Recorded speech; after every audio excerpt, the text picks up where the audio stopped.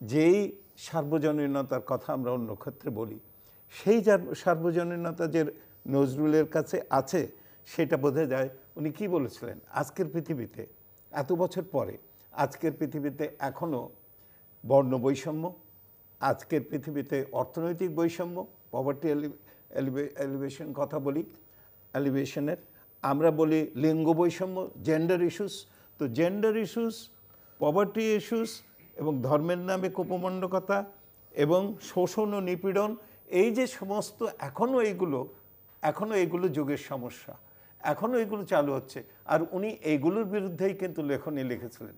আর নাসিরুদ্দিন সাহেব যে কথা বললেন, এই আমাদের নোবেল এই যে একটা গান সেদিন করলো, সেই গানটা ছিল যে কারারই লৌহ কপাট।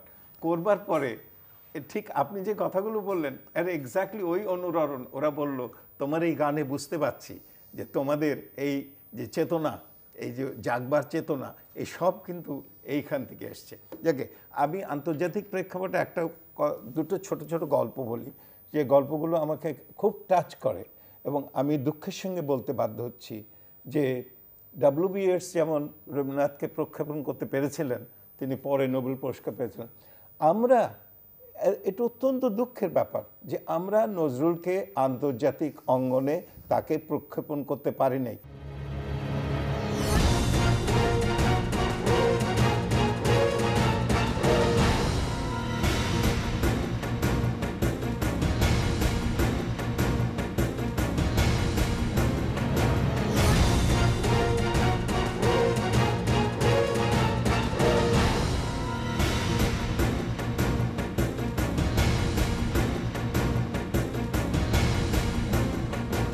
বাংলাদেশের বাইরে পৃথিবীর বিভিন্ন প্রান্তে যে যেখান থেকে চ্যানেলে দেখছেন, আপনাদের সকলকে সাদর আমন্ত্রণ তৃতীয় মাত্রা দেখবার জন্য। প্রিয় দর্শক, সাম্প্রতিক নানা বিষয় নিয়ে আলোচনার জন্য আমার সঙ্গে স্টুডিওতে রয়েছেন, আমার বায়ে বসা আছেন বাংলাদেশ জাতীয়তাবাদী দল বিএনপির ভাইস চেয়ারম্যান এবং সাবেক সংসদ সদস্য নুরুল ইসলাম মনি, এবং আমার ডানে রয়েছেন দেশের সিনিয়র সাংবাদিক এবং বিএফএসির সাবেক মহাসচিব এম এ আজিজ।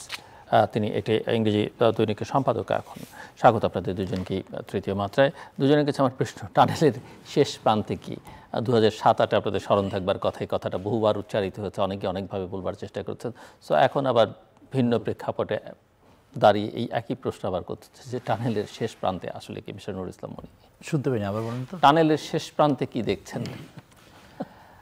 সব মানুষই ধারণা করে, আপনাকে ধন্যবাদ এবং দর্শক শ্রোতাকে ধন্যবাদ। সকল মানুষই অপটিমিস্টিক, আশা করে টানেলের শেষ প্রান্তে একটা লাইট জ্বলুক, সেটা সবাই চায়।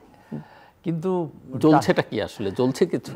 জ্বলছে আমার প্রশ্ন সেটা হলো যে ধরুন চলছে এরকমের, চলছে 5 তারিখে 5ই আগস্টের পরে অলমোস্ট 1 বছর, তো 5 তারিখের পরে 1 বছর হতে যাচ্ছে। মানুষের এখন একটা হিসেব নিকেশের জায়গায় এসে দাঁড়িয়েছে। মানুষ হিসেব নিকেশ করতে চায় 5 বছরে আমাদের কি অর্জন হয়েছে আর 5 বছরে আমরা ক্ষতিগ্রস্ত হয়েছি কী কী। অর্জনের দিক থেকে আমি বলবো যে আমরা একটা ইন্টারিম গভর্নমেন্ট পেয়েছি, এটা একটা অর্জন। 5 তারিখে হাসিনার বিদায় হয়েছে, এটা একটা অর্জন। মাফিয়া সরকারের বিদায় হয়েছে, দেশের লুটপাট এটা অনেকাংশে কমে আসছে, এটা অর্জন। এগুলো অর্জন। আর এই অর্জন করতে গিয়ে মানুষের প্রত্যাশা ছিল আগাগোড়াই। মানুষ চেয়েছিল, যেমন আমরা 17 বছর আন্দোলন করেছি, আমাদের প্রত্যাশা আছে এদেশে গণমানুষের প্রত্যাশা একটা নির্বাচিত সরকার হোক, একটা গণতান্ত্রিক সরকার হোক, এবং সেই গণতান্ত্রিক সরকার দেশ পরিচালনা করুক। কারণ গণতান্ত্রিক সরকার না হলে যা হয় সেটা তো আমরা জানি, অর্থনৈতিকভাবে, সামাজিকভাবে, রাজনৈতিকভাবে, আন্তর্জাতিকভাবে সকল দিক থেকে আমরা পিছিয়ে পড়ে যাই। তো সেই কারণে গণতান্ত্রিক সরকার আমরা চাই, এবং আমরা চেয়েছি একটা নিরপেক্ষ নির্দলীয় তত্ত্বাবধায়ক সরকারের অধীনে নির্বাচনটা হোক। এটা নিয়ে আন্দোলন শুরু হয়েছে, তার জন্য গুম হয়েছে, খুন হয়েছে, অনেক কিছু হয়েছে। কিন্তু সেই কাঙ্ক্ষিত মানুষের যে লক্ষ্য, সেখানে আমরা পৌঁছাই নি এখনও। এটা দৃশ্যমান যে আমরা এখনও পৌঁছাই নাই। আমরা কবে পৌঁছাবো সেরকম বিষয় যদি প্রশ্ন করেন, তার উত্তর আমার খুব একটা জানা নেই যে কবে আমরা পৌঁছাবো।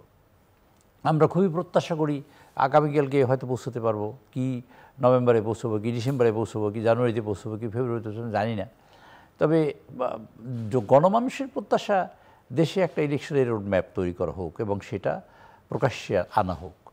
তা না হলে যে পরিস্থিতি তৈরি হচ্ছে দিনে দিনে, আমরা ফাইনালি যে আমরা বুঝে করি অথবা না বুঝে করি, আমরা কারোর জন্য পথ তৈরি করে দিচ্ছি কি না, অপশক্তির জন্য যে অপশক্তিকে আমরা তাড়ালাম তাদের জন্য আমরা পথ তৈরি করে দিচ্ছি কি না, সেটা আমার প্রশ্ন জাগে প্রায় আমার কাছে ইদানিং। আমি কয়েকটা টক শোতে বলেছি ইদানিং কালে যে ধরুন আমরা অনেক কিছুতে একটা ঐক্যমতের আলোচনা আমরা শুরু করেছি, ধরুন অনেক ছোটোখাটো বিষয় ঐক্যমতের আমরা আসি কি না এরকম একটা বিষয় আলোচনা হচ্ছে ইদানিং, ছোটোখাটো বিষয় একদম, যেগুলো আলোচনায় আনার কোনো দরকারই ছিল না, এরকম ছোটোখাটো বিষয় নিয়ে আসে আমরা ঐক্যমত কি ঐক্যমত না।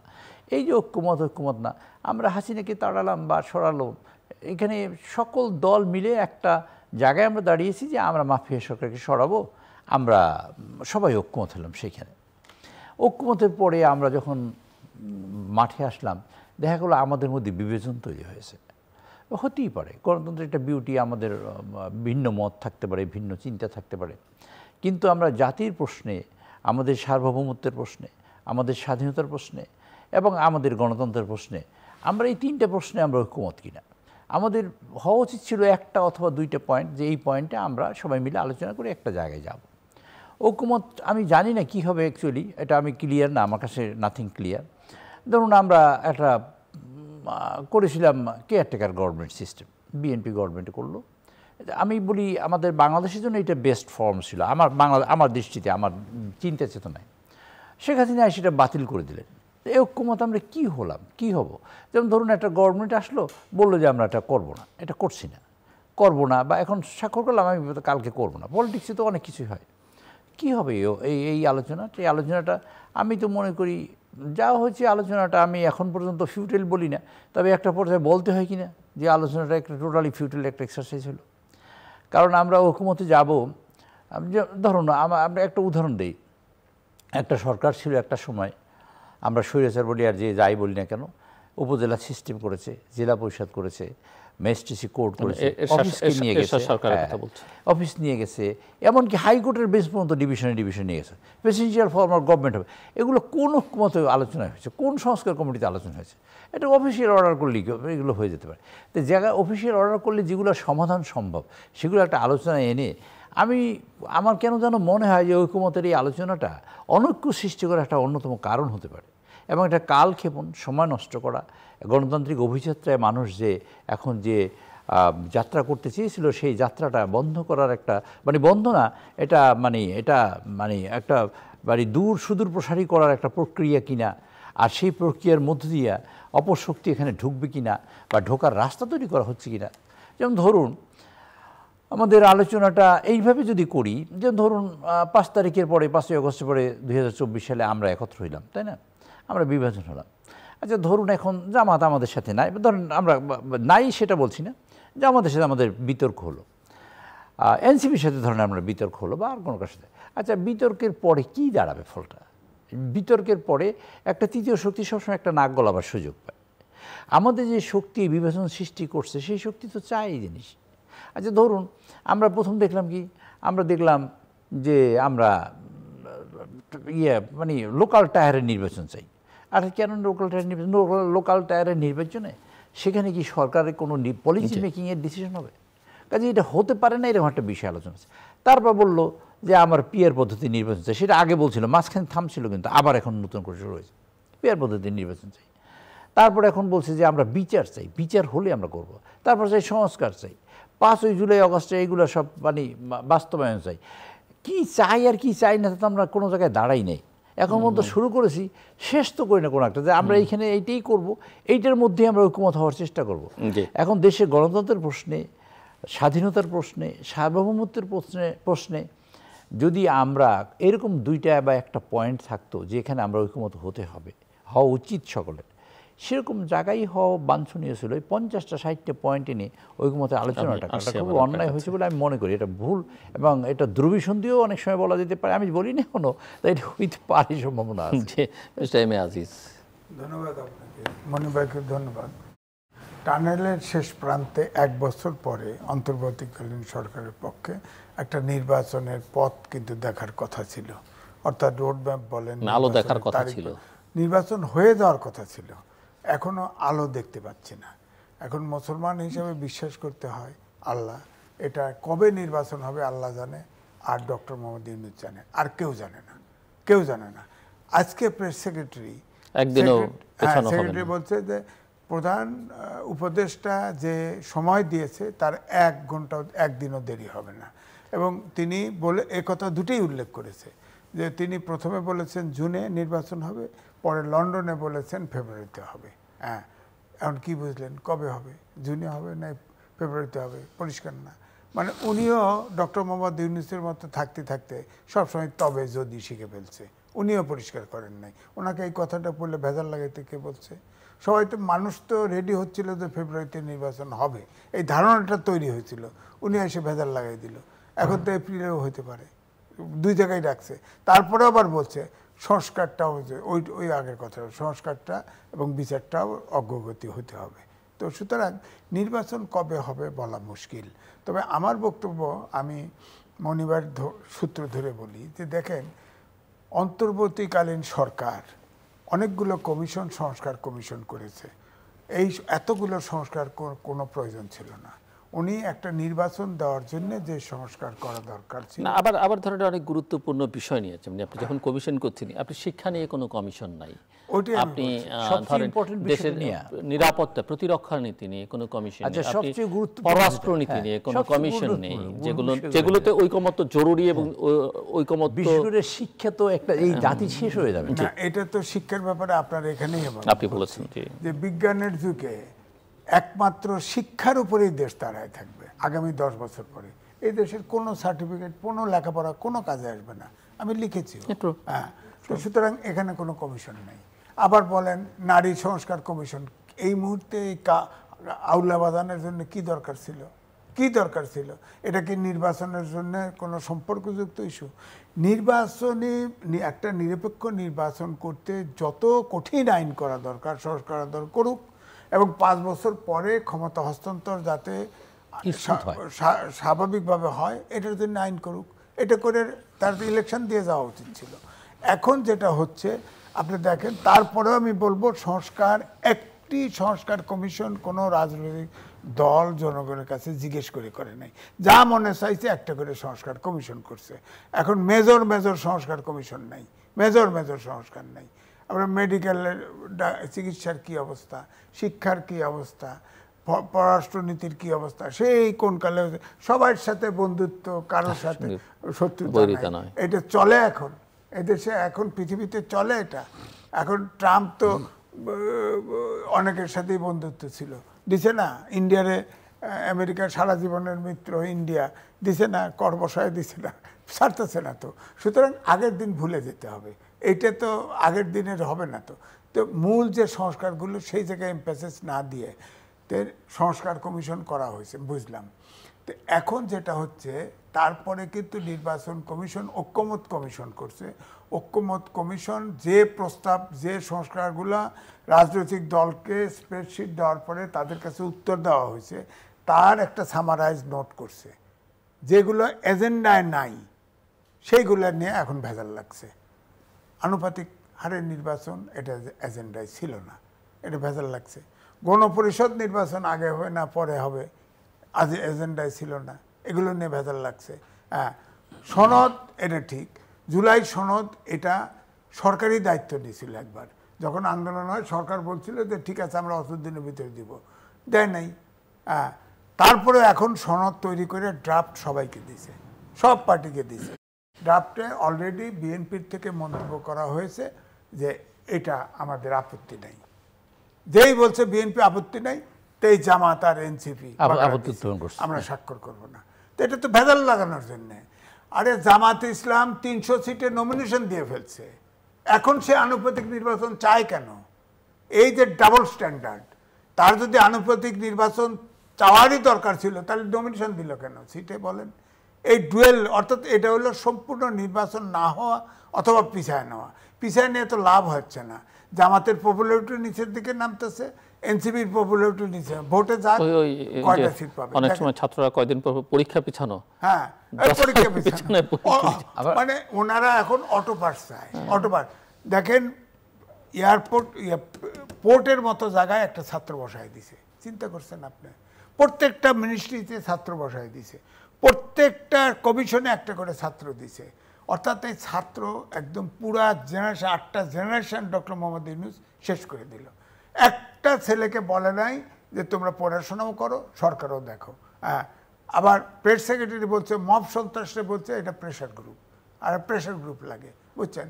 তখন যখন বলছে তখন কিন্তু আমার মনে পড়ছে, আমরা জানি আমাদের সময় দেখছি, হ্যাঁ মনিভাই দেখছি কিনা, 68 সালে এনএসএফের দাপটে, এনএসএফ রিভলভার নিয়ে ঘুরতো, এনএসএফের দাপটে কোনো আন্দোলন করা যাচ্ছিল না ঢাকা বিশ্ববিদ্যালয়, কোনো আন্দোলন করা যাচ্ছিল না। তখন মন্টু, সেলিম এরকম ছাত্রলীগের কয়েকজন যা এই এনএসএফকে দমন করে। কি করে এটা বলছি না, দমন করে। দমন করার পরেই কিন্তু 69 আন্দোলন চাঙ্গা দিয়ে উঠলো, তারপরে আলটিমেটলি স্বাধীনতা যুদ্ধ। সুতরাং এখন তো মিনি এনএসএফ হয়ে গেছে। এনএসএফ তো লুটতরাজ করতো না, এরা তো সব টাকা হচ্ছে, শত শত কোটি টাকার টাকা, সব টাকা বানাচ্ছে। বলেন তো, এগুলো সরকার যদি যে সরকারি আসুক না কেন, এগুলোর আপত্তি আসলে তদন্ত করতে হবে না? এগুলো তো সব জেলে যাবে, সবগুলো জেলে যাবে।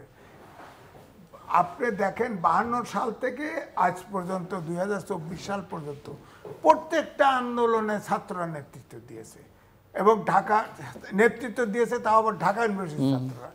কোনো ছাত্র নেতারা এত বিতর্কিত হয় নাই, আর কোনো না ছাত্র নেতারা সরকার চালানোর দায়িত্ব নেয় নাই। এরা নিচে এবং বিতর্কিত হয়েছে। এবং তারা আপনি দেখেন, ঠিক আওয়ামী লীগের আমিডামি নির্বাচনে 3টে দল করছিল, বড় বড় নেতাদের দিয়ে করছিল, 300 সিটেই ঘুরে ফিরে তিন দল মিলে প্রার্থী দিয়েছিল, একটারও জামানত থাকে নাই। এই ছাত্রদের একটারও জামানত থাকবে না। এরা যদি জামাতের সাথে ঐক্য করে, তারপরেও জামাতের ক্যান্ডিডেট 2-3টে পাশ করতে পারে, ওরা একটাও পাশ করবে না। নেশানুল ইসলাম মনি, বলবো কি, একটা উদাহরণ দিতে চাই এভাবে। 164টা seat, 164 seats, doctor Kamal Hossain, Rashed Khan Milon, Hasanullah Kinu, Bimal Biswas, Dilip Barua, যাদের নাম জানেন তাদের কথা বললাম, এই সহ মোট মিলে 13টা পার্টি মিলে 164 সিটে নির্বাচন করলো 2001 সালে। ভোট পেল 1,17,666। 164টা আসলে নির্বাচন করে ভোট পেল 1,17,666 ভোট, 664 ভোট। আমাদের নেত্রী বেগম খালেদা জিয়া তার নিজের নির্বাচনী এলাকায় বগুড়াতে সেকেন্ড ম্যানের চেয়ে বেশি ভোট পেয়েছে, 2,04,000। আর এরা 164টা আসলে নির্বাচন করেছে সারা দেশ। কাজে এখন উনি যে কথাটা বলছেন, কথা তো সেরকমই, যে আপনার কোশ্চেন হলো যে এখন তো ওই গোষ্ঠী রাজনীতিতে, আমি ওই গোষ্ঠীর কথা বলি না, যারা আছে নতুন গোষ্ঠীর জন্ম স্বাভাবিক। যেটা আমি কিন্তু একটা মানসিকভাবে প্রত্যাশা করছিলাম, এইসব ছেলেরা মাঠে থাকবে, রাজনীতি শিখবে, রাজনীতি বোঝার চেষ্টা করবে, চর্চা করবে। একটা টাইম এসে এই যে সে সবচেয়ে উত্থান হয়েছিল যে সংগঠনটা, তা হলো জাসদের উত্থান হয়েছিল। সেই জাসদের উত্থানে তারা কিন্তু সর্বোচ্চ একবার 10 সিট পেয়েছিল, যতটুকু আমার মনে পড়ে, মেবি কারেক্ট অর নট, মানে 8 সিট অথবা 10 সিট, এরকম 10 সিট পেয়েছিল জাসদ। তারপরে এখন পর্যন্ত জাসদ আছে, তারা অনেক টানে পূর্ণের মধ্য দিয়ে গেছে, যে জেল জুলুম খেটেছে ইত্যাদি ইত্যাদি। তো আমি মনে করেছিলাম যে এরকম ছাত্র রাজনীতি এরা শুরু করেছে, এরা আসছে কেন? আমরা যদি সেই হিসেব করি, এরা আসছে অভাব থেকে। উত্থানটা হয়েছে কোথা থেকে? অভাব কি? অভাবটা হলো, আমি অভাবী মানুষ, আমি এখন একটা চাকরি চাই, আমার চাকরি আপনি নিয়ে যাচ্ছেন, আপনি যাতে না নিতে পারেন তার জন্য আমি আন্দোলন করলাম কোটা। শুরুটা হলো কোটা দিয়ে, আমি কোটা চাই। আমি বিসিএস পরীক্ষায় পাশ করার পরে আমি একটা চুরি করার একটা মহা উৎসব পাই, মহা সুযোগ পাই। এইটা মূলত এদেশে বিসিএস পরীক্ষায় পাশ করা মানে, আমি ঢালাভাবে বলতে চাই না, কিন্তু ব্যাপারটা এরকম হয়ে দাঁড়িয়েছে এখন, যে কোনো লোকরে ধরলে, চোখ বন্ধ করে একটা যে কোনো লোকরে ধরলেই আপনি ধরেন তার 500-600 কোটি বা 1000-2000 কোটি টাকার একটা হদিস মিলাতে পারবেন না শেষ পর্যন্ত, এরকম পাওয়া যাবে। তো সেখানে তারা এরকম একটা বৈষম্য বিরুদ্ধে কোটা আন্দোলন শুরু করল, যে অমুকরা পাবে বেশি, আমরা পাবো না, আমরা লেখাপড়া করার পরে যদি না পাই, চাকরি না পাই, আমরা খাবো কি? কথাটা লেগে সেইখান থেকে আন্দোলন করে আপনার একটা চাকরি চাইতে গিয়া একেবারে চাকরির বাবারই পায়ে বসছেন, একেবারে টোটাল মোচটা ধরছেন আপনার। এখন ধরার পরে এইটা কোনটা ডান, কোনটা বাম, কোনটা ভালো, কোনটা মন্দ, বিচার বিবেচনা করার অবস্থাটাও কমে আসছে অনেকখানে। শোনা যায়, বলতে চান স্পেসিফিক, হয়তো কিছুদিন পরে বলবো, শোনা যায় কারো বাবা, এই নেতৃত্বের কারো বাবা 3 জনের কাছে টাকা নিয়েছেন একটা কাজ পাইয়ে দেওয়ার জন্য, 3 জনের কাছে টাকা। শোনা যায় একজন অ্যাডভাইজারের, বর্তমানে এখন অ্যাডভাইজার আছেন, তিনি তার বাবা বা তার নির্বাচনী এলাকায় যেসব কার্যক্রম করতেছে তা দেখছেন, ইশাকের সাথে যেসব কার্যক্রম করছে তা দেখছেন।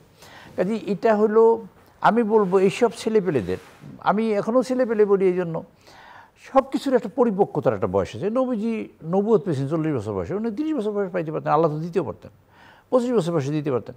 তো এইসব ছেলেদের প্রফেসর ইউনূস সাহেব সামনে আনার পরে আমার খুব মানে একটা ভয় হয়েছে, আবার দুশ্চিন্তাও করি। প্রফেসর ইউনূস সাহেব একটা পার্টি করেছিলেন, আপনার মনে আছে কিনা সেই পার্টি? নাশ পার্টি। নাশ মানে নাগরিক শক্তি, সংক্ষেপে মানুষ বলতো নাশ পার্টি, মানুষ মানে বিনাশ পার্টি। একটা পর্যায়ে উনি বলেন যে পলিটিক্স আমার কাজ না, এটা আই ক্যানট ডু ইট, উনি বিদায় হয়েছেন। এরপরে উনি আবার এই ছেলেপেলেদের একটা সুযোগ দিয়েছেন, মানে উনি সুযোগ দিতে চান, কিন্তু সুযোগটা কি উনি সুপথে দিলেন কিনা সেটা বিবেচনা কিন্তু ওনারই করা উচিত ছিল। উনি সময় দিতে চাইছেন, সময় দিচ্ছেন, এই পার্টি গঠিত হোক, এই পার্টি আগাক। এখন কারাই পরামর্শ দেয় পার্টিদের যে বিএনপি রাজি হয়েছে সুতরাং আমরা রাজি হব না, আবার আমরা রাজি হইলাম বিএনপি রাজি না হয়, মানে এরকম একটা পরিস্থিতি তৈরি করা। এটা হলো একটা দেশের, আমরা চাই কি এই মুহূর্তে, আমরা ফার্স্ট চাই যে আমরা একটা ডেমোক্রেটিক নির্বাচন চাই। দ্বিতীয় চাই মাফিয়া গভর্নমেন্টে যারা ছিল হাসিনার সময় অসংখ্য লুটপাট করেছে, অসংখ্য মানুষকে খুন করেছে, গুম করেছে, তার বিচার হোক, এটা আমরা চাই। এটা দলমত নির্বিশেষে সকল দেশের মানুষ সকলেই চায়, এটা জামাতও চাই, সবাই চাই, আমরা চাই এখন কথা হলো আমরা যে এই শক্তি অপশক্তি, আজকে দেখছেন বসুন্ধরায় ওখানে মিটিং হয়েছে, মানে কি বলে ট্রেনিং হয়েছে সেখানে আমার বরগুনার এক ছেলে, সেই ট্রেনিংয়ের হোতা, আরও অনেকে আছে ছাত্রলীগ ঠিক করতো, এখানে একজন মেজর তাদের ট্রেনিং দিয়েছে, সেই মেজর ন্যাপড অলরেডি। তো এখন কথা হলো তারা এইরকম একটা, আমি একটা টিভি শুনতেছিলাম, আমি বঙ্গবন্ধু গেরিলা পার্টির প্রধান কথা বলছি, আপনি এটা করছেন কেন, গোপালগঞ্জের কোনো একটা বিষয়ে কথা বলছি। এখন এই পরিস্থিতি তৈরি করে আপনি কি আইনশৃঙ্খলা পরিস্থিতি ভয়ানক খারাপ ইন দ্যাট সেন্স আমি বলবো পুলিশের সেই মুডই নাই কাজ করার। আর আইনশৃঙ্খলা মূলত ভালো রাখে পুলিশেরাই, মূলত কাজটা করে তারা, পুলিশ সেই মুডই নেই। আচ্ছা, তার পুলিশকে এখন আপনারা যদি ফরমাস দেন, তা এটার ধরেন 10টা ফরমাসের মধ্যে 8টাই পালিত হয় না, বা 2টা হয়তো করলো, কারা করার জন্য করে, পুলিশ সেই মুডে নেই। ম্যাজিস্ট্রেসি পাওয়ার দিয়ে আপনি আর্মিকে রাখলেন মাঠে, সে আর্মি কিছুদিন থাকার পরে আমাদের আর্মির চিফ বলেছেন যে এটা তো কন্টিনিউ করা সম্ভব না, আছে মাঠে আছে, কিন্তু আইনশৃঙ্খলা পরিস্থিতি তো কাঙ্ক্ষিত উন্নতি তো হয় না। আবার মবক্রেসি একটা চালু হয়েছে। শেখ হাসিনা বাংলাদেশের ছেলেপেলেদের শিখিয়ে দিয়ে গেছে সন্ত্রাস হও, এবং তারা চাঁদাবাজি করো, সন্ত্রাসী হলে তোমার সমাজে প্রতিপত্তি থাকবে, তোমার ভয়েস থাকবে, তোমাকে কেউ সবাই ভয় পাবে, তুমি করো। সেইখান থেকে এরা এসে শিখেছে মব করো। আচ্ছা, মব দিয়ে আপনি যদি প্রেশার গ্রুপ, যদি গভর্নমেন্টে বসে যদি আপনার প্রেশার গ্রুপ রাখতে হয়, তা আপনি গভর্নমেন্টে বসছেন কেন? আপনি আইনশৃঙ্খলা পরিস্থিতি উন্নতি করতে পারছেন না কেন? কাজে এইরকম একটা পরিস্থিতিতে আপনি যদি এরকম ধরেন ট্রেনিং হলো, তারপরে একটা সাবোটেজ হলো কোনো এক জায়গায়, আপনি মোকাবেলা করেন কি দিয়ে? এবং এই কারণে সেই সুযোগে একটা পর্যায়ে আপনি পালাইলেন, আপনি বিপদগ্রস্ত হলেন, যারা এখন অনেক বড় বড় কথা বলে তাদের কোনো রাহ থাকবে না একটা পর্যায়ে।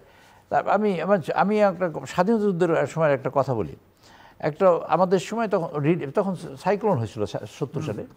তো ওই যুদ্ধের সময় কিছু মানুষ ওখানে একত্র হলো, তো এখন গ্রামের মানুষ রিলিফ আনতে যাইতো, বা আইন করেছে থানা হেডকোয়ার্টার রিলিফ আনতে যাইতে হবে, তো থানা হেডকোয়ার্টার রিলিফ আনছে।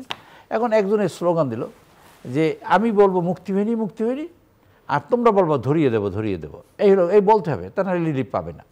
তারপর মুক্তি হয়নি বলতে হবে লোকজনের, পাড়াই মারিব, এই হলো স্লোগান। তো এখন স্বাধীনতা যুদ্ধ হলো, শেষ হলো, শেষের পর ওই লোকগুলো যারা এই স্লোগান দিত তারা সবাই ধরা পড়লো, সবাই একটা খাঁচার মধ্যে আটকে রাখছে। এখন সব লোকেরা এসে বলছে এই মুক্তিবাহিনী নিয়ে আসছি, হুজুর নেন। বুঝতে পারছি কথাটা?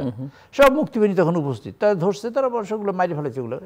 তো বলছে এই মুক্তিবাহিনী নিয়ে আসছি, এখন আপনারা পাড়াই মারতে চেয়েছিলেন, এখন আপনারা ধরে দিয়েছে, আপনারা পাড়াই মারেন, সবাই তো আটকা। তো এরকম একটা পরিস্থিতি তৈরি করার মতন কার্যক্রম হচ্ছে। আপনি বলেন 11 দিন যাবত আপনার একটা অ্যালার্ম সিচুয়েশন দেবেন, আপনি গভর্নমেন্টে বসে অ্যালার্ম সিচুয়েশন দেন কাকে? এটা বলেন কেন? এটা তো it means that you are weak, আপনার দুর্বলতা আপনি প্রকাশ করেন কেন?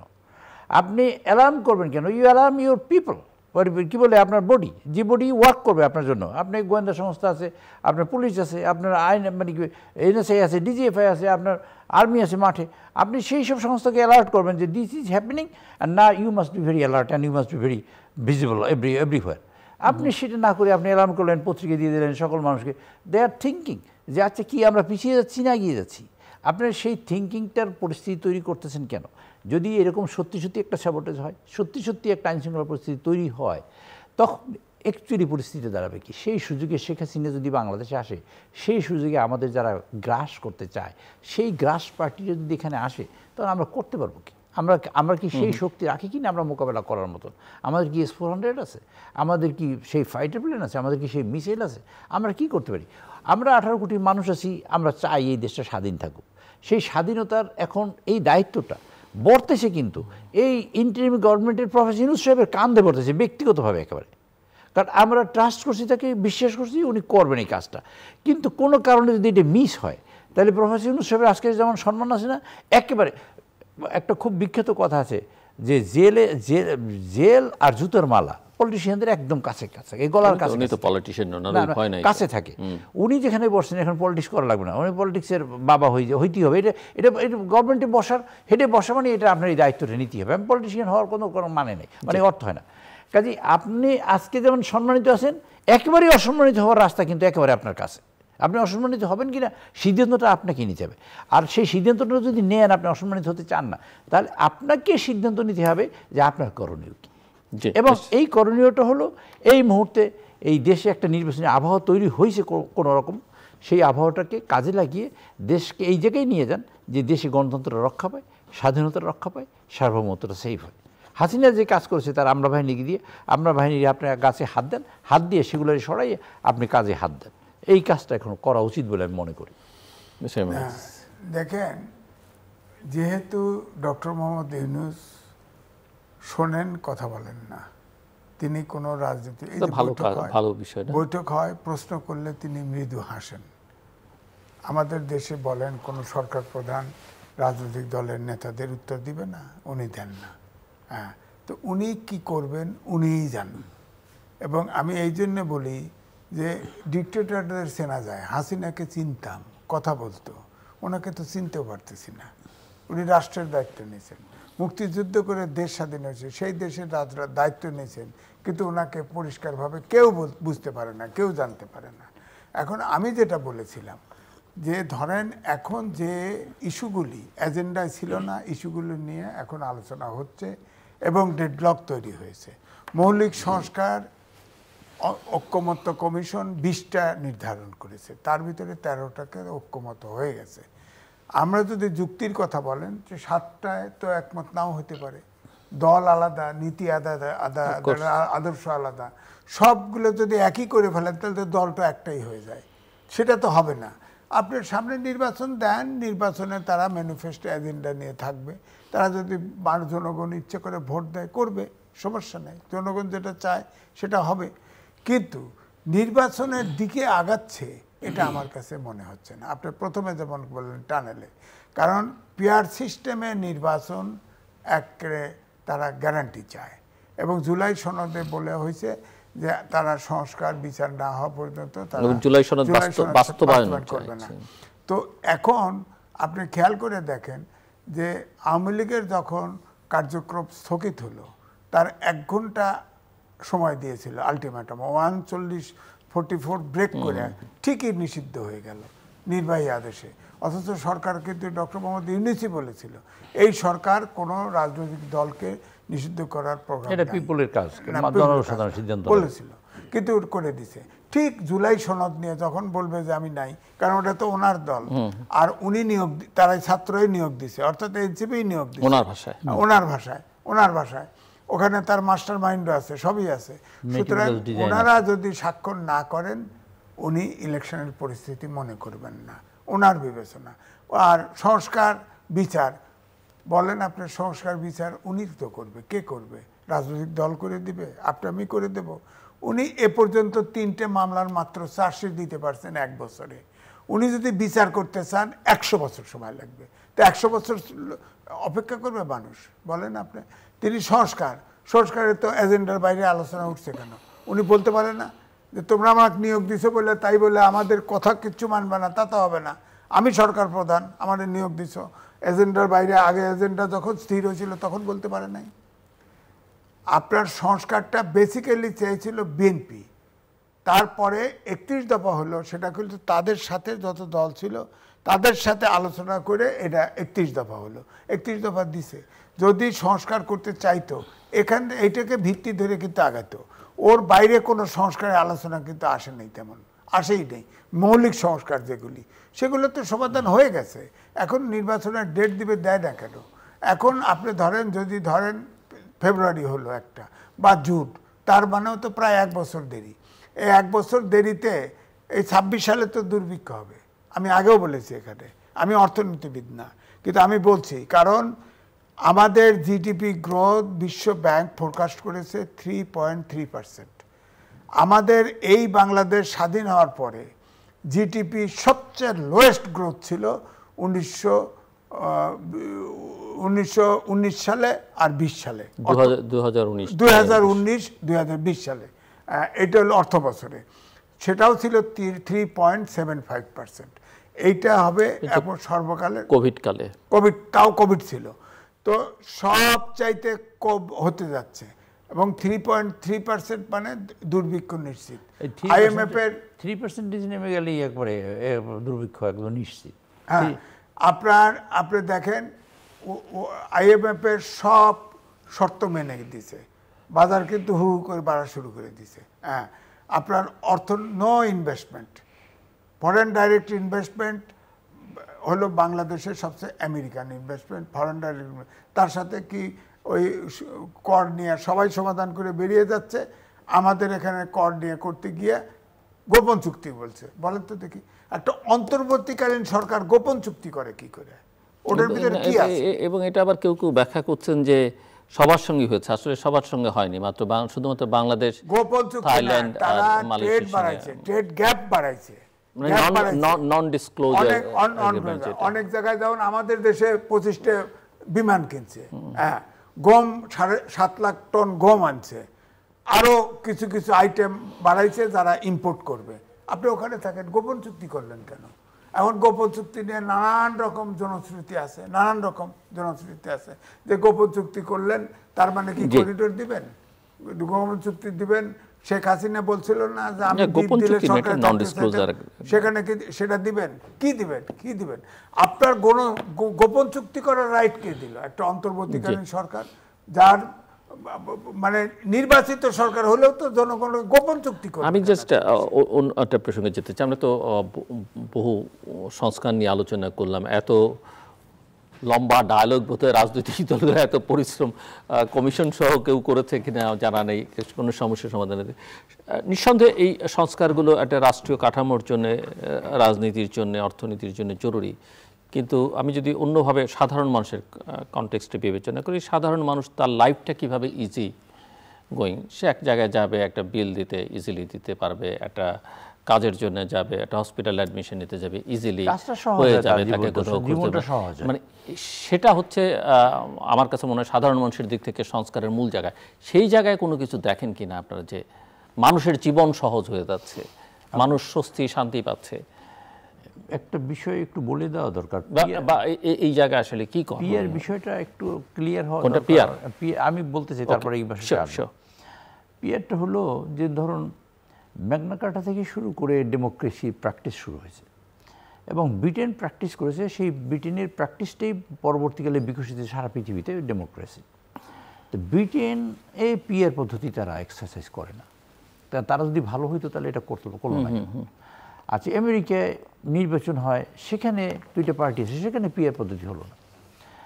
যে বাসে ইন্ডিয়া লার্জেস্ট ডেমোক্রেটিক কান্ট্রি তারা বলে, সেখানে পিয়ার পদ্ধতি নাই। আপনি ধরুন একটা প্রেসিডেন্ট পদে দাঁড়াইলেন, একজন প্রেসিডেন্ট হলো, কি deputy president, half president, quarter president, 2 সিকি প্রেসিডেন্ট, 1 সিকি প্রেসিডেন্ট হবে নাকি? কি পিয়ার পদ্ধতি এটা? আমি জানি না, আই ডোন্ট নো। পিয়ার পদ্ধতিতে নেপালে 8 বছরে 9 বার গভর্নমেন্ট পরিবর্তন হয়েছে, শ্রীলঙ্কায় প্রত্যেক বছর হুড়োহুড়ি হইচই হচ্ছে। একটা আনস্টেবল গভর্নমেন্ট করার এই প্রক্রিয়া, এই মাথাটা কার বুদ্ধি দিয়ে বেরোচ্ছে? তাকেই তো ধরা উচিত, যার মাথা দিয়ে বেরোচ্ছে তাকে ধরা উচিত। আর পিয়ার পদ্ধতি আপনি এক্সারসাইজ করে দেখছেন, আপনার বাংলাদেশে পিয়ারদের কাজ করে কিনা, বা সেটা এক্সারসাইজ করে, মানে সেটা প্র্যাকটিস করেন, 2 একবার করে দেখেন, 2 এক জায়গায় করে দেখে তারপর বলেন। আজকে সকালবেলা পিয়ার পদ্ধতি, কালকে সকালবেলা আমি আর একটা চাই, পরশুদিন আর একটা চাই। এটা তো ছেলে খেলা না, একটা কান্ট্রি নিয়ে তো আমরা ছেলে খেলতে পারি না সেখানটা। আর সংস্কার রাইটলি আমাদের রাজভাই উত্থাপন করেছেন, সেটা হলো 31 দফা বিএনপি দিয়েছে সংস্কারের জন্য। এর চেয়ে ভালো ফর্ম আমার তৃতীয় বিশ্বে কেউ দিছে আমার জানা নেই।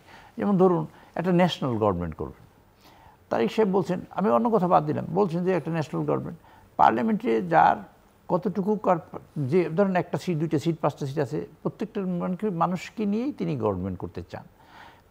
National government except mafia, all people will be party, যারা আন্দোলনে ছিলেন বা যারা আছে তারা সবাই পার্লামেন্টের রিপ্রেজেন্টেশন অনুযায়ী তারা কার্যক্রমটা করবেন। সেটা হলে আমরা দেশটাকে দাঁড়া করাতে পারি। দেশটাকে বিভাজন করে দেশের ক্ষতি করে আমাদের কী লাভ হচ্ছে আমি জানি না। আমি খুব ভয় পাই এবং বেশ ভয় পাই আমি, এবং আমি যা ফোর্সি করি সেটা মানে দুঃখজনক, আমি ফোর্সি করি। তবে আমি ফোর্সি করার পরে তারপর আমি অপটিমিস্টিক মানুষ, আমি বলবো যে হ্যাঁ, প্রফেসর ইউনূস সাহেব সহজেই বুঝবেন এবং বিষয়টা সমাধান করার চেষ্টা করবেন। একটা রোড ম্যাপ অন্তত ইমিডিয়েটলি দিবেন 4-5 তারিখের মধ্যে, সেটা আমরা প্রত্যাশা করছি, সেটা উনি দিবেন এবং আশা করি। সাধারণ মানুষের কোশ্চেন এবং এখানে এটা একটু যোগ করতে, যেহেতু সরকার প্রধান প্রফেসর ইউনূসের একটা তত্ত্ব আছে নোবেল লরেট হিসেবে 3-0, আপনি জানেন, 0 পভার্টি, আমি বলি 4-0, 0 পভার্টি, 0 এমপ্লয়মেন্ট, আনএমপ্লয়মেন্ট এবং 0 কার্বন এমিশন। সো সেগুলো হলেও তো এক ধরনের লাইফ অনেক ইজি হয়। আচ্ছা, আমি এখানে 4-0 বলি, উনি 3-0 বলছে, আমি একটা 0 বাড়াইছি। সেই 0টার মধ্যে আমরা না পড়লে হয়, সেটা না হোক, সেটা কি সেই 0টা না হোক, সেটা প্রত্যাশা করি। সেই 0টা কি? সেই 0টা আমি ডিসক্লোজ করতে চাই না, যদি সুযোগ হয় কখনো বলবো। নন ডিসক্লোজার এগ্রিমেন্টের মতন অনেকটা, কারণ আমরা মানবিক করিডোর দেওয়ার ব্যবস্থা করছিলাম, আমরা চিটিং পোর্ট দেওয়ার ব্যবস্থা করছিলাম, আমরা নন ডিসক্লোজার কার্যক্রম করছি। এই সকল দায়ভার পড়বে তো একটা নির্বাচিত গভর্নমেন্টের উপর। আপনি করেন কি? আপনি এসব করার পরে যদি দেখা যায় একটা এমন একটা মানে গ্যাপ তৈরি হয়েছে, যে গ্যাপটা অ্যাড্রেস করা ইম্পসিবল হয়ে দাঁড়াচ্ছে এই দেশের মানুষের জন্য, তখন তো যে সম্মান আছে সেই সম্মান কি আপনার থাকবে? আমরা তখন 10 মুখে 1000 মুখে কথা বলা শুরু করি না। আপনি তাদের ব্রেইন চাইল্ড, যারা আপনাকে বসাইছে মিটিকুলাস ডিজাইন করে, তাদের লোকেরাই বলা শুরু করছে, এই যে আপনার নেপোটিজমের সবচেয়ে বড় উদাহরণ হলো আপনার স্বাস্থ্য উপদেষ্টা, যে ওর স্যালেন নর্মাল স্যালেন চিনে না, তাকে আপনি স্বাস্থ্য উপদেষ্টা বানাইলেন। কথা কারে কোথা থেকে ধরে আনলেন? চিটাগাং বাড়ি। মানুষ তো বলে যে গ্রামে, মানে কি বলে যে আমার এই যে গভর্নমেন্ট হলো কি যেন, ওই যে এনজিওগ্রাম, যে কিছু এনজিও আর কিছু চট্টগ্রামের গ্রাম, এই মিলাইয়া এটা করছেন, এই মিলাই করছেন। এটা তো আপনার প্রফেসর ইউনূস সাহেবকে বুঝতে হবে যে বিষয়টা হলো, আমি বরগুনার মানুষ। এই যে কোভিড হইলো, মানে কি বলে, এখন ডেঙ্গু হইলো, অনেক সিরিয়াসলি ধারণ করছে বরগুনায়, এবং 70% লোক কিন্তু আক্রান্ত হয়েছে। সেই বরগুনাকে নিয়ে কে রিপ্রেজেন্ট করছে, কি আপনার সাথে কথা বলেছে, কি করেছেন আপনারা? আমি ব্যক্তিগতভাবে চেষ্টা করে হেলথ ডিজির সাথে কথা বলেছি। আমি হেলথ অ্যাডভাইজার তো পাইনি একবারও, ভুলেও পাইনি, চেষ্টা করেছি অনেকবার। অন্যান্য লোকদের সাথে কথাবার্তা বলে কিছু স্যালাইন, কিছু ডাক্তার, এটা ওরা। আমার ওখানে 28 জন ডাক্তারের জায়গা আছে ডাক্তার একজন, অনলি ওয়ান ডাক্তার, একজন আছে 28 জনের জায়গায়।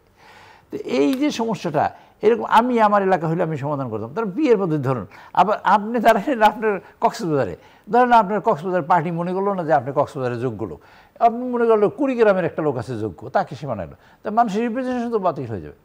আলটিমেটলি মানুষ তো ভোট কেন্দ্র দিতে চাবে না, এই কারণে। ওখানে তার কনস্টিটিউয়েন্সি বেস হবে না। কিন্তু আপনি কক্সবাজারে ভোট চাইবেন কেন? তখন আপনি চাইবেন, আপনার মানুষ তো আপনার একটা রিপ্রেজেন্টেশন চায় যে আমি এটা চাই, আমি আমার লোকরে চাই, আমার লোকরে দেখতে চাই। না, তখন তো আর ব্যক্তি ধরে ভোট হবে না, ভোট হবে প্রতীকে। ফলে দাঁড়ালাম কি, আপনার খুব ইম্পর্টেন্ট লোক আছে সব ঢাকা শহরে বর্তমানে যে কনস্টিটিউয়েন্সি ডিভাইড করেন, তাহলে যে পপুলেশনের ভিত্তি যদি হয়তো 150 সিট, ঢাকা জাপান সিটি গার্ডেনই একটা সিট হইতে পারে এখন বর্তমানে যে পরিস্থিতি এনে দাঁড়া করেছে। তা আপনি সব ইম্পর্টেন্ট লোক ঢাকায় থেকে, আপনি সব ঢাকা থেকে করেন, বাংলাদেশ খালি শুধু। কাজে এই পিয়ার পদ্ধতির নানান জাতীয় কথাবার্তা আছে, আমি সে আলোচনা যেতে চাই না। মানুষের যে অ্যাকচুয়ালি যে জায়গাটা, সে দাঁড়া দরকার। মানুষের সব কথার ফান্ডামেন্টাল কথা হলো ইকোনমি, সব কথার ফান্ডামেন্টাল কথা ইকোনমি। আজকে গাদার মানুষ শকুন বসে আছে একপাশে, বাচ্চারা বসে আছে একপাশে, হান্ডিসের বাচ্চারা, কোনো মাংস নাই শরীরে, শকুন তারপর বসে আছে খাবার জন্য।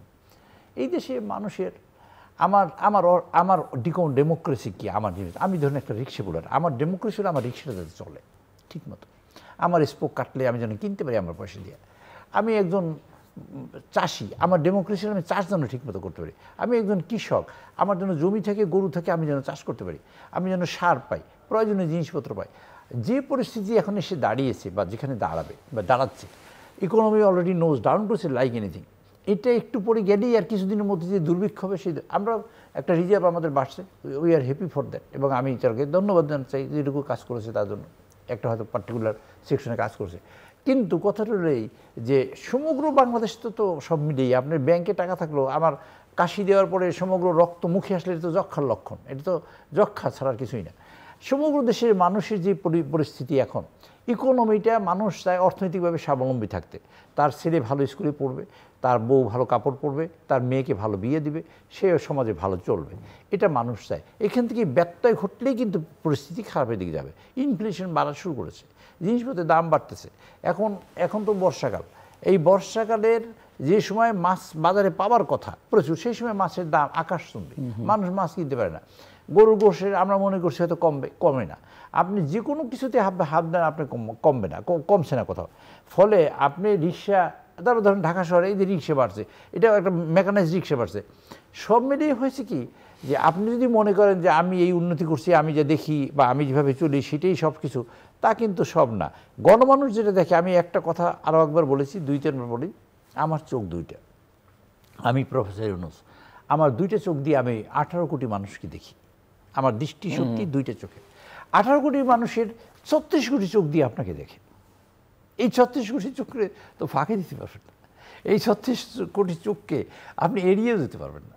এড়িয়ে গেলে আপনি মনে করেন আপনি অনেক জ্ঞানী মানুষ, বুদ্ধিমান মানুষ, অনেক বুঝেন, বা আপনার দলের লোকেরা সবাই বুঝে। আমি মনে করি এই দেশে আরও অনেক মানুষ আছে যারা বোঝার চেষ্টা করে বা বুঝতে চায়। দেবপ্রিয় বাবু তার যেখানে যাই থাকুন, কিন্তু তিনি একটা বলছে আপনার বিদায়ের রাস্তাটা সুগম করুন, আপনারা সেইরকম একটা এক্সিট প্ল্যানটা আপনার করুন। এক্সিট প্ল্যানটা কী হবে? দেবপ্রিয় বাবু ধরেন বিভিন্ন সময় বেনিফিশিয়ারি, আমি সেভাবে কথা বলি, কিন্তু এই কথাটা আসছে তো বাজারে, কথাটা বাজারে আসবে কেন? আমি আপনাকে এক্সিট করাবার চেষ্টা করবো কেন?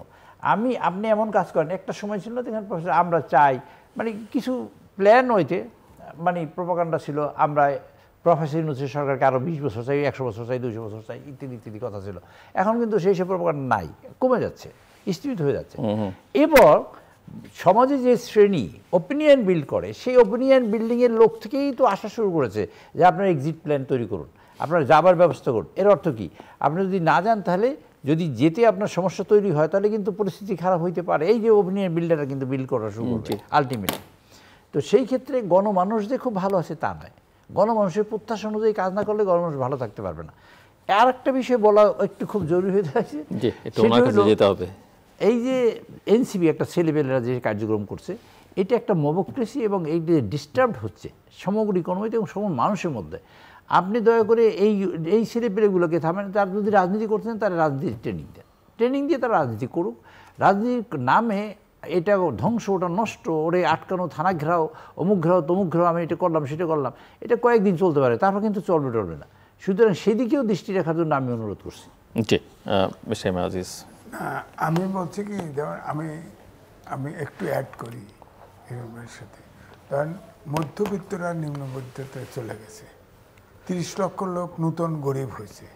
হ্যাঁ, এবং কোনো ব্যক্তি গরিবরা যারা, তারা রিক্সা ভাড়া, এখন রিক্সা ভাড়ার বেড়ে গেছে, ঘুষ 1.5 গুণ বেড়ে গেছে, সব জায়গায় ঘুষ এখন বেশি লাগে, ভয় দেখায় যে এখন ঘুষ খাওয়া মুশকিল। হ্যাঁ, এবং সব জায়গায় একটা ভয়ের পরিস্থিতি তৈরি হয়েছে, কখন মব আক্রান্ত করবে। চাঁদাবাজি এখন বাসার চাঁদাবাজি না, কেউ নিলে হয় চাঁদা, কেউ নিলে হয় ডোনেশন, কেউ নিলে হয় হাদিয়া, কেউ নিলে হয় অনুদান, কেউ বাদ নাই। অনেকে ওর ঘাড়ে দোষ চাপায়। হ্যাঁ, আগে এক চাটিয়ে বিএনপির ঘাড়ে, এখন তো সব জায়গায় তো এরকম হাদিয়া হচ্ছে, তো হাদিয়া নিচ্ছে তো, এবং প্রতিষ্ঠানগুলোতে ফিক্সড করে দিচ্ছে এত করে চাঁদা দিতে হবে।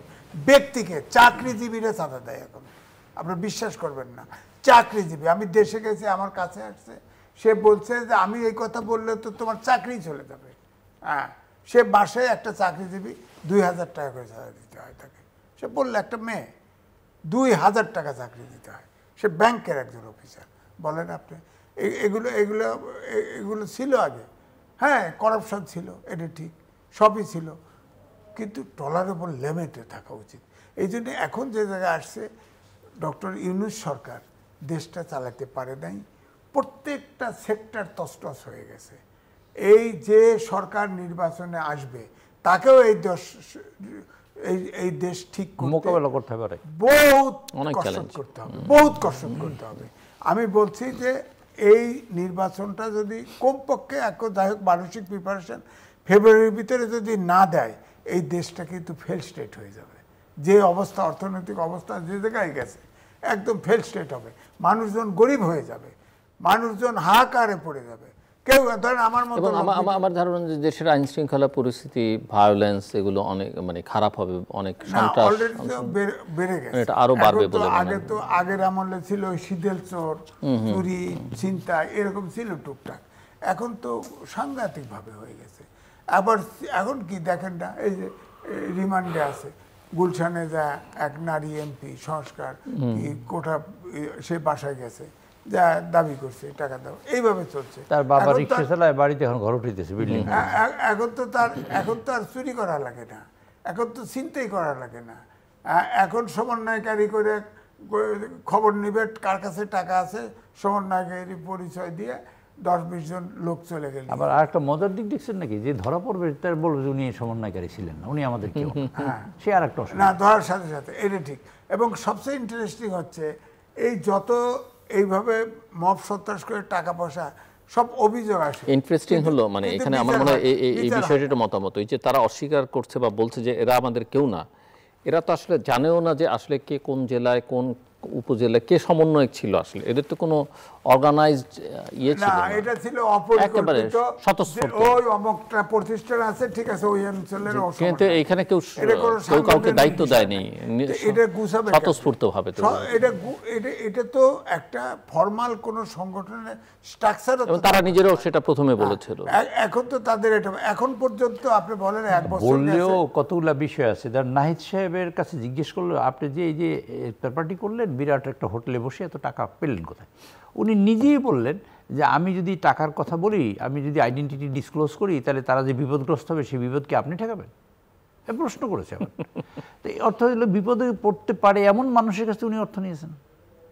আচ্ছা, এর পরবর্তীতে একজনের গাড়ির 155টা গাড়ির বহর দিয়ে বাড়িতে গেছেন, তার একটা হিস্ট্রি ইউটিউবে টললাম যে যা পড়েছি সেটার সাথে এটা মিলে না। আচ্ছা, বাকি যারা আছে, ওই যে যাদের থেকে টাকা নিচ্ছে এগুলো কোনো কিছু গোপন নয়, গোপন নেই, কিন্তু আসলে যাদের জানার দরকার তারা সব জানে, খালি প্রকাশিত হচ্ছে না। কথাটা হলো এই যে এরকম করে সবাই মিলে তারপরে অনৈতিক কার্যক্রমের মধ্যে জড়িয়ে পড়েছেন আপনারা নানানভাবে। আজকেও একটা মেয়ের ইন্টারভিউ দেখলাম, কি যে ইসরাফিল, কি যেন নাম, হ্যাঁ নীলা ইসরাফিল, সে বললো যে আপনারা আমাদের ব্যবহার করে ছুরি ফেলে দেবেন, এটা তো হতে পারবে না, মানে এরকম কার্যক্রম আজকেও। তো কাজেই সব মিলে একটা হইলে অনৈতিকতার, আপনারা যদি এরকম অনৈতিক কার্যক্রম সব ইয়াং পোলাপান অনৈতিক কার্যক্রমের মধ্যে জড়িয়ে যায় যদি, আর এছাড়া যদি টাকা পয়সা এরকম কালেকশন করা শুরু করে, তাহলে এই পরিস্থিতি আমি জানি না যে এদের গন্তব্য কত দূর গিয়ে ঠেকাবে। তো এটা মানে জাতির ভবিষ্যৎ খুবই খারাপ, মানে খুবই খারাপ। আর মানুষ গরিব হচ্ছে প্রতিদিন, এই 30 লক্ষ মানুষ গরিব হয়েছে না, এটা 30 লক্ষ তো একটা হিসাব, কিন্তু গ্রামে গঞ্জে সাধারণ মানুষ কিন্তু গরিব হয়ে যাচ্ছে ডে বাই ডে, কারণ তাদের কার্যক্রম নেই, এবং কার্যক্রম যেটুকু করছে তার কাঙ্ক্ষিত টাকা পায় না। আর সবচেয়ে বড় প্রবলেমটা হয়েছে যেখানে কোথাও কোনো কাজ হবে না, কাজ হইলেই টাকা দিতে হয় আগের চেয়ে অনেক বেশি। না, এই জন্য বলতেছি মনি ভাইকে, আমি আগে বলছিলাম NSF, এই ছাত্ররা কিন্তু ভিন্ন নেচারের NSF। যদি নির্বাচন না হয়, যদি না দেয় ডক্টর মোহাম্মদ ইউনূস, ডক্টর ইউনূস সাহেবকে এই পার্টি দাঁড় করেছে প্রেশার গ্রুপ হিসাবে, এদেরকে আগে দমন না করলে দেশটাকে রাইটটাকে আনা যাবে না। NSF এর মতোই এদেরকে দমন করতে, এটা হলো ওই যে, এবং এটার দায়িত্ব বিএনপির, মনিভাইদের দায়িত্ব। এটা হলো সেই বোতলের মধ্যে ভূতের মতো, ছিপি বলছে বিরাট, হা হা হা, তুমি কি, আমি ভূত, তা আপনি কী করবো চাও, আমি আপনার খাবো। ইউনূস সাহেবের খাচ্ছে, এই ভূতেই খাবে, এই ভূতে খাওয়ার পরিস্থিতি করেছে। এখন যদি সিপি না কেউ নি, তাহলে খুব অসুবিধা না। কিন্তু এখন আপনি যাদের উপরে দায়িত্ব দিচ্ছেন তারা তো সেলফ প্রোক্লেমড ভদ্র পার্টি। হ্যাঁ, আপনার এখন যে জায়গায় চলে গেছে এই এনসিপির সদস্য, ডক্টর মোহাম্মদ ইউনূসের আর এটা অসম্ভব না, অলরেডি পলিউটেড হয়ে গেছে। আমরা একটা কথা বলি, বিএনপি আনলিমিটেড টাইমের জন্য প্রফেসর ইউনূস বা ইন্টারিম গভর্নমেন্টকে সাপোর্ট করেন, আনলিমিটেড টাইমের জন্য, এটা সার্টেন টাইমের জন্য করে, আনলিমিটেড টাইমের জন্য করে না। সুতরাং আমরা তো বুঝতেও পারছি না এই সার্টেন টাইমটা, আনসার্টেন টাইমটা কি আসলে। কারণ আমরা হোপ করি যে খুব শীঘ্রই একটা রোড ম্যাপ তৈরি হবে ইলেকশনে, সেটা এক্সপেক্ট করি এদের কাছ থেকে। সেটা এক্সপেকটেশনটা আমাদের একটা টাইম লিমিট বা একটা আছে, সীমার অতিক্রম করলে তখন সেটা বোধহয় আর মানার জায়গা থাকবে না। এবং থাকবে না বলেই তখন যেভাবে পদ্ধতি যে আঙুলে আমরা অনুরোধ করতেছি বা এখন উপরোধ করতেছি, এখন বুঝতেছি। যেমন ধরুন একটা বিষয় বলি, আপনি প্লেন একটা মানে বিমান পড়লো কিসে, ওই যে মাইলস্টোন কলেজে, আপনি সেক্রেটারিয়েট গেট ভাঙলো কেন? তার সাথে সেক্রেটারিয়েট গেটের ভাঙার সম্পর্ক কি? পরীক্ষা আচ্ছা, পরীক্ষার পিছনে তো না। সেক্রেটারিয়েটে আপনি স্বাধীনতার পর দেখছেন সেক্রেটারিয়েট গেট ভাঙতে? কখনোই এইভাবে। এই যে কার্যক্রম, আবার আপনি তারা প্রোগ্রাম করছে, এইটা করবে সেইটা করবে, নানান জাতীয় কার্যক্রম করবে। এই যে সেক্রেটারিয়েটের গেট ভাঙা, গোপালগঞ্জের প্রবলেম, এই যে কক্সবাজারের প্রবলেম, এই পাটগ্রামের সমস্যা, এই সমস্যা তো এখন দুই একটা দেখে। এই সমস্যা অসম্ভব পরিমাণ আকার ধারণ করবে। আর ধারণ করবে যদি এই এই এই কার্যক্রম চলতে থাকে, এই কার্যক্রম চলতে থাকে। মবক্রেসি যদি আপনি করেন তাহলে আমি করবো না কেন? আমিও তো করতে পারি। ব্যাপারটি এরকম। আর একটা বিষয় সেটা হলো যে আমরা বিএনপি আমরা চেষ্টা করি মানে আলাপ আলোচনার মধ্যে, এবং চেষ্টা করছিও যে আলাপ আলোচনার মধ্যে, কথার মধ্যে, সব কিছুর মধ্যে যেন একটা সীমাবদ্ধতার মধ্যে যেন আমরা একমাত্র জায়গায় পৌঁছাই যেন মানুষ আমাদের হটকারী না মনে করে। তা সেরকম একটা জায়গায় যদি মানুষই একটা আবার রিবাউন্ড করবে, মানুষই বলবে যে ভাই এখন আপনারা নামেন, সে নামার একটা সময় বোধহয় এসেই গেছে নাকি কে জানে। সেটা আমি আশা করব সেরকম না নামতে হয় এবং সেই নির্বাচন আদায় করতে না হয়। কারণ নির্বাচন কিন্তু বিএনপি অনেক আগে বলছিল 3 মাসের মধ্যে নির্বাচন দেন। জাস্টিস শাহাবুদ্দিন সাহেব, জাস্টিস লতিফ এবং এরা মিলে হাবিবুর রহমান, জাস্টিস হাবিবুর রহমান, এরা 3টে নির্বাচন করলেন এবং 3টে নির্বাচন সবই 3 মাসের মধ্যে হতে পারলো এবং ইতিহাসের মধ্যে সবচেয়ে গ্রহণযোগ্য নির্বাচন হতে পারলো জাস্টিস শাহাবুদ্দিন সাহেব। 78 দিনে, মাত্র 78 দিনে আপনি 1 বছর যাওয়ার পরে আপনি নির্বাচনের রোডম্যাপই ঘোষণা করতে পারছেন না কেন? আর দেশটা স্বাধীন হয়েছে 9 মাসে একটা স্বাধীন হওয়া দেশ, 3 মাসে নির্বাচন হওয়া দেশ, এগুলো তো পরীক্ষিত দেখছি আমরা। এবং হোসেন মোহাম্মদ এরশাদ যে বাগান সাজিয়ে গেছে সেই বাগানেই তো নির্বাচন হয়েছে, সেই বাগানেই তো কাজ হয়েছে। আপনি কোনো কিছু চেঞ্জ হয় না। এখন আমলা চেঞ্জ করতে হবে। আচ্ছা ধরুন এনসিপি এনসিপির আমলা বানাইছে তো আরও 20 বছর ওয়েট করতে হবে ওই জায়গায় আসতে। 25 বছর লাগবে একটা সেক্রেটারি বানাইতে। এমনকি 25 বছর অপেক্ষা করতে হবে এই নির্বাচনের জন্য যে ওর সেক্রেটারি হবে সেদিন আমরা নির্বাচন করবো না? ওই যে এনসিপির অ্যালাইজ আছে কিছু, যেমন অনেকে মনে করে যে জামায়াত ইসলামীদের পার্টি, জামাতের লোকজন আছে না, এটার ব্যাপারে আমার বক্তব্য আছে যে আমার হাতে সময় নেই যে 3-4 মিনিট ঘন ঘন বলুক যে ফেব্রুয়ারিতে নির্বাচন না হলে এনএসএফ দমন করা হবে, আর নির্বাচন ফেব্রুয়ারিতে না হলে 24-এর গণহত্যাকারীর বিচার হলে 71-এর গণহত্যাকারীরও বিচার হতে হবে। এই স্লোগান তুলুক, দেখবেন ওই আগে ওই যে এই স্লোগান এসে যাবে, নর্মালি এসে যাবে। এটা তো আর এটা করতে হবে, কারণ ফেব্রুয়ারিতে যদি নির্বাচন হয়ও তারপরেও এখনো কিন্তু 7 মাস। এই 7 মাস যে অর্থনৈতিক অবস্থা, প্রশাসনিক অবস্থা, আইন শৃঙ্খলা বাহিনী, মানুষের যে জীবনযাত্রার অবস্থা, এই 7 মাস চলা তো মুশকিল, খুবই মুশকিল। তবুও যদি নির্বাচনের তারিখটা ঘোষণা করে তাহলে কিন্তু দেশের বিদেশি বিনিয়োগ, দেশের বিনিয়োগ একটা আস্থা তৈরি হবে, দেশে কিন্তু একটা শান্তির আবহাওয়া শেষ করতে হবে। তারপর একটা আছে, শেষ করতে একটা নির্বাচনী ইকোনমি আছে, কিন্তু নির্বাচনী ইলেকশন ইকোনমি আছে, কিন্তু তা কিন্তু একটা বিরাট ব্যাপার। কাজে এটার কার্যক্রম শুরু হলে মানুষ ওই মুখী থাকবে, মুখী থাকলে মানুষ এক ধরনের একটা ভাইব থাকবে, একটা কার্যক্রম থাকবে, মানুষ ইনভলভ থাকবে। মানুষ ইনভলভ যদি না থাকে তাহলে প্রত্যেকদিন মানুষ আপনার দিকে তাকাই থাকবে, খোঁচাখুচি করতে থাকবে। এটা আপনি করতেছেন কেন? দর্শক, অনুষ্ঠানের শেষ প্রান্তে আমরা সামাজিক যোগাযোগ মাধ্যম ফেসবুক, এক্স এবং ইউটিউবে তৃতীয় মাত্রা লাইভ স্ট্রিম হচ্ছে, আপনারা দেখতে পারেন। টেলিভিশনের পর্দায় দেখতে না পারলে যে কোনো সময় যে কোনো স্থান থেকে ইউটিউবে তৃতীয় মাত্রা চ্যানেলটি সাবস্ক্রাইব করেই পর্ব বা পুরনো পর্বগুলো আপনারা দেখতে পারেন। মিস্টার আজিজ এবং মিস্টার নুর ইসলাম মনি, অসংখ্য ধন্যবাদ এই আলোচনা।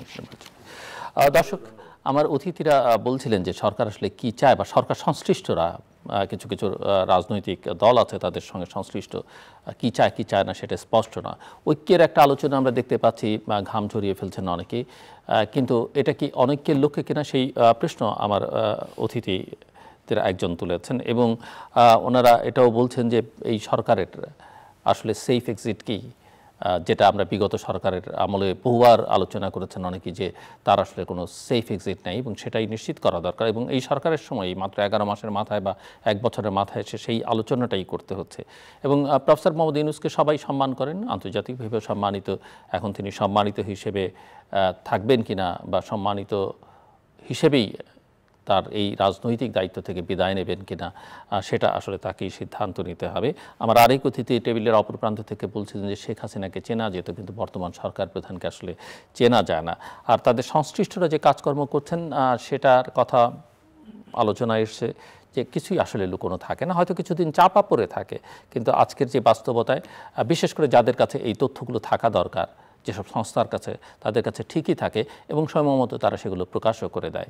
কাজেই কেউ যদি মনে করেন আমি যা করছি উট পার্কে ওই যে উটের মতো বালুর মধ্যে মাথা লুকিয়ে ঝড় হচ্ছে, আমি কিছুই দেখছি না, কেউ কিছু দেখছে না, ব্যাপারটা এরকম মনে করলে সেটা ভুল করা হবে। সব কথার মূল কথা দুজনে একই সিদ্ধান্তের কথা বলেছেন যে যত দ্রুত নির্বাচন হয়, এখন আর ফেব্রুয়ারি ডিসেম্বর নয়, যত দ্রুত নির্বাচন হয় দেশের জন্য তত কল্যাণকর, আর নয় দেশের মানুষের সাফারিংস বাড়বে, গণতন্ত্র বিপন্ন হবে, মানুষের নিরাপত্তা ঝুঁকির মধ্যে পড়বে।